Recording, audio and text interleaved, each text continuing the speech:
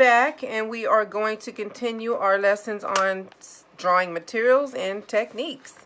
And here I have some pencils that I want to talk to you about pencils today.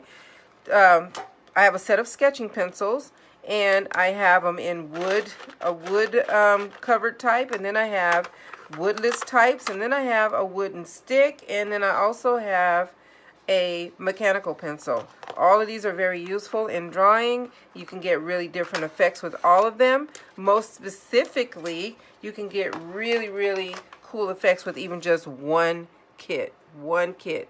This one happens to be a sketcher's kit, a sketching kit with 12 graphite sketching pencils in there. And what that means is that the majority of the pencils in here are B range pencils, from 9B all the way down to HB. And then there's two on the hard side of the spectrum. And these two are for finishing, like finishing over and making details and creating nice edges and crisp techniques in your sketches. Now, I want to start with the HB pencil. The HB pencil. Pencils are made out of graphite, by the way. They are no longer lead, even though some people say lead pencils. No, we do not make lead pencils anymore. In the 17th century, they were converted into what's called graphite now. And graphite is a combination of soft carbon found in nature mixed with clay. The clay makes it harder and durable and less breakable. So the more clay that is in a carbon mixture, the harder the pencil. The less clay that is in a carbon mixture, the softer the pencil. So right in the middle, not the middle of this kit, because this is a sketcher's kit, we're going to have more B's on the right side than H's on the left side. So we're going to start in the middle talking about the mid-grade pencil in a kit of pencils. The HB is the same as one of these.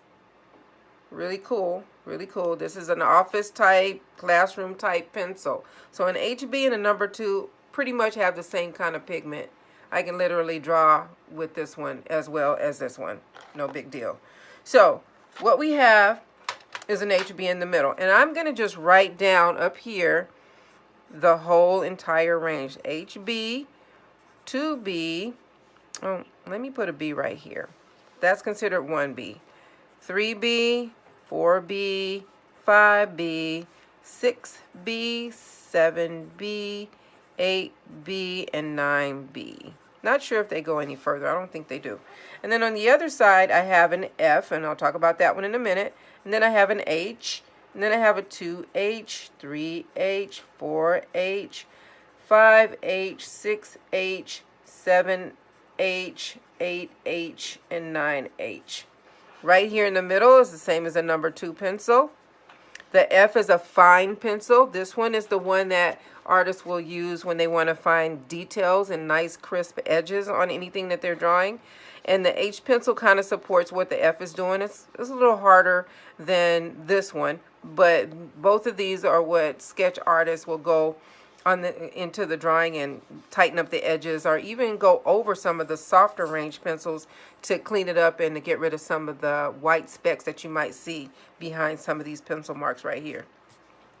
So let's go ahead and talk about what the B side does. The B side has more clay and less carbon. So these are darker or black, but they're very soft. These have more carbon and less clay. Less clay. Clay makes them hard, so you have less clay in this. And over here on this side, these are lighter and hard. This side has more clay in them and less carbon. Remember, soft carbon found in nature added with a clay base to make them hard. They're baked with clay in them to make them a little bit harder. Okay, so you're going to get a lighter mark with these H pencils because it's less carbon in there, and you're going to get a darker mark with these pencils because there's more carbon in these. Okay, so I just want to do a little bit of a tonal bar. I'm missing my 3B, so we don't get the advantage of seeing what the 3B does, but I will do the tonal bar with the rest of them. So with light pressure, I'm just going to make a little patch of value. You don't want to put a lot of pressure. Medium hand pressure, and you can go 4 laps over the same area. Not too hard. Try to remember what kind of pressure you're putting on each one of your pencils. And then we have the B, which is right next to it. And as you're going to see in just a few seconds, that the larger the number, the darker the mark starts to be. And then we're going to do a 2B. More carbon in this one than the one previous. Remember your hand pressure, so when you're practicing this, you'll see what's happening with the values of each one of your pencils. The 3B is missing, so I'm going to go here to the 4B. Try to remember your hand pressure and how many laps you took back across the space that you're valuing. 5B. I'm going to pick this up because I think it might be shining a little bit. There's some metallic properties in this carbon.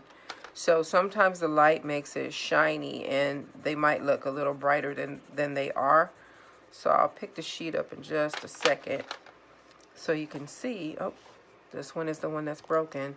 Let me go ahead and sharpen it real quick so we can get a value out of that. 7B. Now this one broke because I was putting too much pressure on it, and since the material is very soft, it's going to snap a lot, so you have to be careful. That's why you want to take the same firm pressure, but you want to put layers to darken it. That's called massing. Something we're going to talk about later on in the next couple of videos. And this is the 8B. This one's really soft, so I want to really take it easy and not push too hard, and still try to get my layers and my different value there in that space. And this is the 9B. The 9B, you can even tell that it looks really thick and really kind of powdery like, almost like charcoal. So this one is the 9B. And there you have it. Let's go over here to the F. And this is a harder pencil. And you're going to notice right away that there's more liney. You can see lines in there. And it does look a little bit darker than the HB. But this one, like I said before, it does give a pretty good density, a pretty good dark mark, but it's hard. So it gives you a nice tool to be able to do some detailing. And this one is the H, and this one is an extremely hard pencil and very light marks. But as you know, the larger these numbers get, the lighter and lighter and lighter these pencils are going to get. The H pencils. People who use, artists or illustrators who use the H side of the pencil range are people like drafters and architects, people that use rulers over their work, because when you push a ruler around soft medium like this on this side, it's going to smear. That's why the drafters and the architects use the harder side when they're doing their concept art and everything, because they're using a lot of ruler movement over their work. And this is what the graphite stick looks like. And it's just a full coverage. You can do a lot of valuing with this over large spaces. They come in different grades as well. It's really cool. And it's kind of like a hexagon type of shape where you can put it on different sides so that you can either get a sharp mark, you can put it on the edge and get a nice heavy mark, or you can put it on the flat side of it.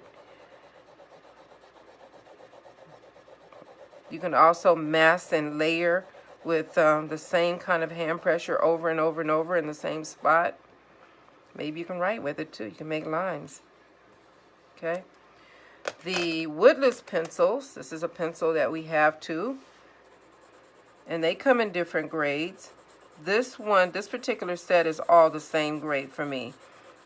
I believe they are, or what are they? Mediums? I don't know.